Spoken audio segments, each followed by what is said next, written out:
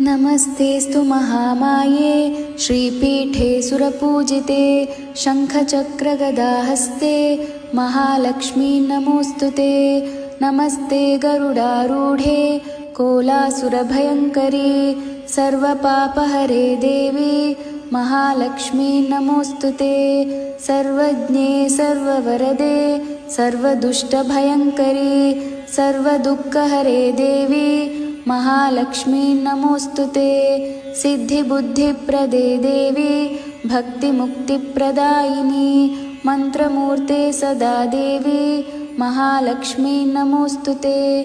आद्यन्तरहिते देवी आदिशक्तिमहेश्वरी योगज्ञे योगसम्भूते महालक्ष्मी नमोऽस्तुते। स्थूलसूक्ष्ममहारौद्रे महाशक्तिमहोदरे महापापहरे देवी